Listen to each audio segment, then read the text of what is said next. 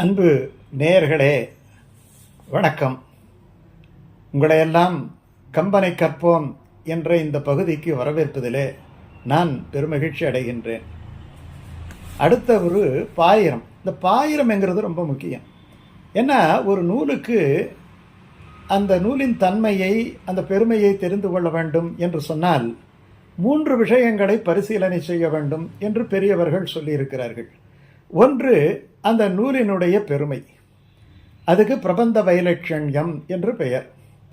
அந்த நூல் எந்த பொருளை பற்றி பேசுகிறது என்கிற விஷயம், அதுக்கு விஷய வைலட்சண்யம் என்று பெயர். அதை எழுதினவர் தகுதியானவர் தானா என்று பார்க்கணும் இல்லையா? அந்த ஆசிரியருடைய பெருமை, அதுக்கு வகுர்து வைலட்சணம் என்று பேர். அப்படி 3 விதமான ஒரு பெருமையை வைத்து கொண்டுதான் ஒரு நூலை நாம் மதிப்பீடு செய்ய வேண்டும் என்று பெரியவர்கள் சொல்லியிருக்கிறார்கள். அதற்குத்தான் அந்த காலத்தில் பார்த்தீங்கன்னா ஒரு நூலை எழுதினால் அதற்கு பாயிரம்ங்கிறது இப்போ நம்ம அணிந்துரைன்னு சொல்கிறோம் இல்லையா? ஒரு சாதாரண நூலுக்கு அணிந்துரைன்னு சொல்கிறோம் இல்லையா? அந்த மாதிரி அது பெரியவங்க கிட்ட எழுதி வாங்கிறது. அப்போது அந்த நூலினுடைய பெருமை, நூலாசிரியனுடைய பெருமை, நூல் பொருளினுடைய பெருமை, இவற்றை பற்றியெல்லாம் அதிலே அவர் குறிப்பிடுவார். வைணவத்தை பொறுத்தவரையிலே காப்புச்செய்யுள் என்பதை விட இந்த நூன்முகம் என்று சொல்கிறோம் இல்லையா, அணிந்துரைன்னு சொல்கிறோம் இல்லையா, அதுக்கு அவங்க தனியாகவே ஒரு விஷயத்தை வச்சுட்டாங்க. அதுக்கு தனியன் என்ன பேர். தனியாக இருக்கக்கூடிய பாடல்கள், தனிப்பாடல் அப்படின்ட்டு வச்சுக்கலாம். அந்த பாடல் ஒவ்வொரு பிரபந்தத்துக்கும் இருக்குது. அதில் ஆழ்வாருடைய பெருமை இருக்கும், ஆழ்வாருடைய நூலின் பெருமை இருக்கும், ஆழ்வாருடைய அந்த நூலின் விஷயத்தை பற்றிய பெருமை இருக்கும். அந்த குறிப்பிட்ட அந்த தனியனை சேவித்தாலே அது சேவிக்க வேண்டும் என்பது அவர்களுடைய மரபு. ஒரு பிரபந்தத்தை சேவிப்பதற்கு முன்னாலே அவர்கள் அந்த பிரபந்தத்துக்குரிய தனியனை சேவித்து விடுவார்கள். அதிலே அந்த பிரபந்தம் பிறந்த வரலாறு உட்படவே இருக்கும். அதே மாதிரி கம்பனுடைய நூலுக்கு நாம் பாயிரத்தை படிக்கிறோம் என்று சொன்னால் அதிலே கம்பனுடைய பெருமை, கம்ப ராமாயணத்தினுடைய பெருமை நாம் எல்லாவற்றையும் தெரிந்து கொள்கிறோம். அதை தெரிந்து கொண்டு எப்படி அணிந்துரை படித்துவிட்டு அந்த நூலுக்குள் நுழைவது போல இந்த பாயிரம் இதை படித்துவிட்டு உள்ளே நுழையும் போது கம்பனுடைய மிகப்பெரிய பெருமை அந்த காலத்திலே எப்படி மதிப்பிடப்பட்டிருக்கிறது அப்படிங்கிறது நமக்கு தெரியும். இப்போ ஒரு நேரிசை வெண்பா, ரொம்ப அழகான ஒரு பாட்டு.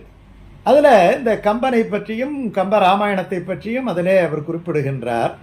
தராதரத்தில் உள்ள தமிழ் குற்றம் எல்லாம் அறாவும் அறம் ஆயிற்று அன்றே, ராவணன் மேல் அம்பு நாட்டு ஆழ்வான் அடிபணியும் ஆதித்தன் கம்ப நாட்டு ஆழ்வான் கவி. வார்த்தைகளையே தமிழ் இதை விட்டுட்டு நம்ம எங்கே போகிறோம்? ஏங்க இதில் ஒரு 10 பாட்டு குழந்தைங்களுக்கு சொல்லி தந்தா அழகான தமிழ் பேசுவார்கள், அழகாக தமிழ் எழுதுவார்கள். இந்த தமிழ்நாட்டை சேர்ந்தவர்கள் தமிழ் மொழியிலே ஆழங்கால் பட்டவர்கள் என்பது தெரியும். வெறுமனே தமிழ் வாழ்க அப்படின்னு சொல்ல எப்படி தமிழ் வாழும்? ஒரு பாடல் கூட நம்ம தெரியல, அந்த பாடலினுடைய அழகு தெரியல, வார்த்தைகள் தெரியல. ஒரு சாதாரண வார்த்தையை 2ஆக பிரித்தால் 2 விதமான அர்த்தங்கள் வரும் என்கிற அளவிலேயே 3 விதமான அர்த்தங்கள், 4 விதமான அர்த்தங்கள். அதாவது ஒரு சொல் பல பொருள், பல சொல் ஒரு பொருள். இவைகளெல்லாம் எவ்வளவு அற்புதமாக அமைந்திருக்கின்றன. ஆழி என்கிற சொல்ல எடுத்துக்கிட்டா ஒவ்வொரு இடத்துல ஒவ்வொரு விதமாக இருக்கும். ஆழிக்கு கடல்னு சொல்லலாம் இல்லையா? ஆழிக்கு சக்கரம் அப்படின்ட்டு சொல்லலாம். கையாழி சக்கரம், கையாழி சங்கு அப்படின்னு சொல்லும் பொழுது இப்போ ஒரே இடம் எப்படி இருக்கு பாருங்க. அதே மாதிரி இந்த இடத்துல பார்த்தீங்கன்னா ஆழ்வான் என்ற சொல்ல 2 இடத்துல பயன்படுத்துகிறார். அம்பு நாட்டு ஆழ்வான், கம்ப நாட்டு ஆழ்வான். அந்த அழகு பாருங்க.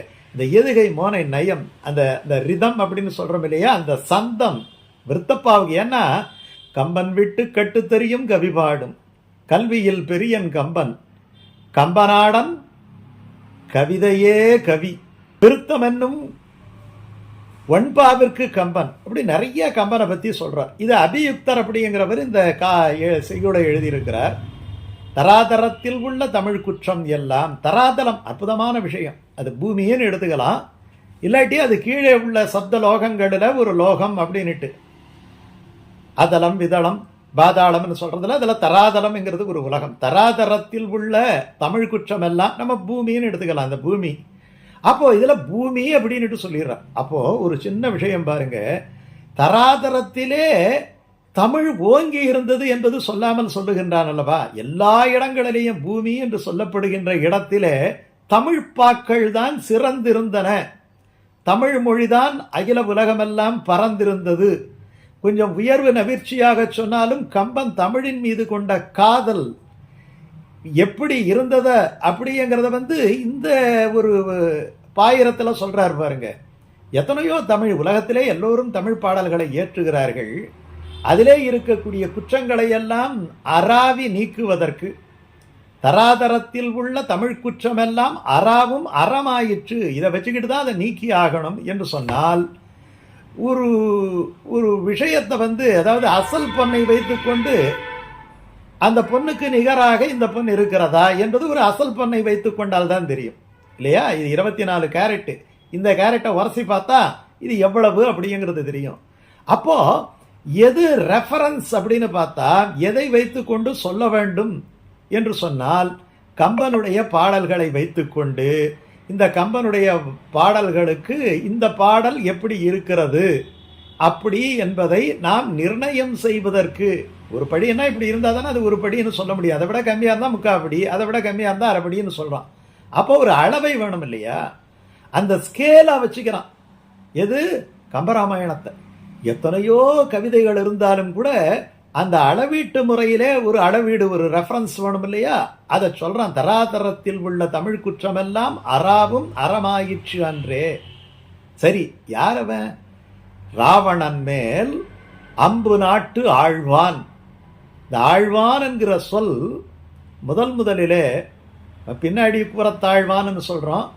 ஆழ்தல் அப்படிங்கிற வரிக்கு அதிலேயே நம்ம மூழ்கி இருத்தல். ஆழ்வார்களெல்லாம் அப்படித்தானே, தமிழிலே ஆழ்வார்கள், கவிதையிலே ஆழ்வார்கள், பக்தியிலே ஆழ்வார்கள், இறைவனுடைய கருணையிலே ஆழ்வார்கள், இறைவனுடைய குணங்களிலே ஆழ்வார்கள். அதனால தான் அவர்களுக்கு ஆழ்வார் அப்படின்ட்டு பேர். இந்த மாதிரி ராவணன் மேல் அம்பு நாட்டு ஆழ்வான் அடிபணியும். அப்படிப்பட்ட ராமனுடைய திருவடிபணியும். ஏன் அடிபணியும் என்று சொன்னாருன்னு சொன்னா, ராமாயணம் என்கிறது ஒரு சாஸ்திரம் என்று பெரியவர்கள் சொல்லுகின்றார்கள். ராமாயணம் என்பது ஒரு சாஸ்திரம். என்ன சாஸ்திரம் என்று சொன்னால் அடிபணியும் சாஸ்திரம். அடிபணிதல் என்பதுக்கு சரணாகதி என்று பெயர். அப்ப ராமாயணத்துக்கு பெரியவர்கள் மெய்யியலிலே கூறிய ஒரு பொருள் என்ன என்று சொன்னால் அது சரணாகதி சாஸ்திரம். சரணாகதி சாஸ்திரம் என்பது இறைவனுடைய திருவடி மேல் என்ன பண்றது, நம்முடைய எல்லாவற்றையும் ஒப்படைப்பது. அதுக்குதான் சரண் ஆகதி என்று பெயர். அதுதான் வழி, அதுதான் நிறைவான வழி. சரம வழின்னு சொல்றோம் இல்லையா, அதுக்கு மேல ஒரு வழி கிடையாது. இறைவனுடைய அடிபணிந்து விந்தவன் அப்படின்னு சொல்ற மாதிரி அம்பு நாட்டு ஆழ்வான் அடிபணியும் ஆதித்தன். இந்த ஆதித்தன் என்பதை ராமன் மேல சேர்த்துக்கிட்டோம்னா ராமனுக்கு என்ன ஆதித்தன் பேரு, ராமனுக்கும் ஆதித்தன் என்றுதான் ராம திவாகரம் என்று பெயர்.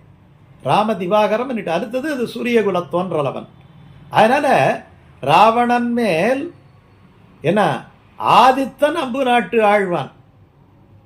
ஆதித்தன் ஆகிய அந்த சூரியகுலத்திலே தோன்றிய ராமன் அம்பு நாட்டு ஆழ்வான், அம்பு நாட்டு ஆதித்தன் ஆழ்வான் அப்படின்னு எடுத்துக்கலாம். எப்படி எடுத்துக்கிட்டாலும் அது எம்பெருமானை குறிக்கிறது, பெருமாளை குறிக்கிறது அப்படிங்கிறது ஒரு பொருள். அந்த ஆதித்தனை இவருக்கு எடுத்துக்கிட்டோம்னா இவர் கவி ஆதித்தன். யாரு? கம்பன். கம்பன் என்கிற ஒளிவிளக்கால் தான் இந்த உலகம் இந்த கவிதையிலே மிகப்பெரிய வெளிச்சத்தை பெறுகிறது. அதனால அடிபணியும் ஆதித்தன் கம்பநாட்டு ஆழ்வான் கவி. கம்பநாட்டு ராவணன் மேல அம்பு போட்டு ஆழ்வான். இவரு அப்படிப்பட்ட ராமன் மீது கவிதையிலே ஆழ்வார். அதனால கம்பநாட்டு ஆழ்வான் இவருக்கு பேர். கம்பநாட்டு ஆழ்வான்ங்கிறது இந்த அபியுக்தருங்கிறவர் இந்த நேரிசை பின்பாவில் கம்பனுக்கு சொல்றார். அவர் ஒரு ஆழ்வார் தான். அவர் ஆதித்தன். என்ன ஆதித்தன்? கவி ஆதித்தன். கவிம் லோக திவாகரம் திருமங்கை ஆழ்வார சொல்லுவாங்க. அந்த மாதிரி இவர் கவி ஆதித்தன், அவர் ராம திவாகரம், இவர் கவி திவாகரம். அப்படிப்பட்ட கம்பன் கம்பநாட்டு ஆழ்வான் கவி. இல்லையா? இது ஒரு சூரியனை போல பிரகாசிக்கக்கூடியது. கவி ஆதித்தன், ஆதித்தன் கவி, எப்படி வேண்டாலும் எடுத்துக்கலாம். அதனால இது மற்ற தமிழ்ப்பாக்களை எல்லாம் நாம் எப்படி நிர்ணயம் பண்ண வேண்டும் என்று சொன்னால், கம்பராமாயணத்தை அடிப்படையாக வைத்துக்கொண்டு மற்ற தமிழ் பாடல்களை நாம் சீர்தூக்கி பார்க்க வேண்டும் என்பதாலே இது ஒரு அளவையியல் போல கம்பநாட்டு ஆழ்வானுடைய கவி விளங்குகிறது என்று கம்பனை தூக்கி காண்பிக்கிறார். அப்படிப்பட்ட அற்புதமான ஒரு பாடல்தான் இந்த பாயிரம். இந்த பாயிரத்தை நாம் பார்ப்போம். காரணம், இதுல ராவணன் மேல் ஆழ்வான் அடிபணியும் என்று சொல்லிட்டார். அதனுடைய பர்பஸை சொல்றார். நமக்கு ராமாயணம் படிச்சுக்கிட்டு என்ன, படிக்கிறது ராமாயணம், இடிக்கிறது பெருமாள் கோயிலாட்டம் இருக்கக்கூடாது. அது சரணாகதி சாஸ்திரம். சரணம் செய்து தன்னுடைய அதனுடைய நன்மையை அடைந்தவர்களை காட்டுகின்ற ஒரு விஷயம். அதனால இது இந்த அதாவது கற்க கசடர கற்பவை கற்றபின் நிற்கன்னு சொன்னார். அப்ப ராமாயணம் படிச்சுக்கிட்டு என்ன நிக்கணும்? இவருடைய நோக்கம் என்ன? ராமாயணம் படிச்சு அந்த கவியை எடுத்து எல்லா இடத்துலையும் சொல்வது கிடையாது, அந்த அழகை சொல்வது மட்டும் கிடையாது. ஏன்னா கம்பனை பத்தி சொல்லுகின்ற பொழுது அவர் என்ன சொல்லுகின்றார்? ராமன் அடிபணியும் அப்படிங்கிற ஒரு வார்த்தை வருது இல்லையா? அம்பு நாட்டு ஆழ்வான் அடிபணியும் ஆதித்தன் கம்பநாட்டு ஆழ்வான் கவி அப்படின்னு சொல்றதுனாலே இந்த வெரி பர்பஸ், அதனுடைய நோக்கம், பிரதான நோக்கம் என்ன என்று சொன்னால் சரணாகதி செய்வது, ராமனிடத்திலே சரணாகதி செய்வது.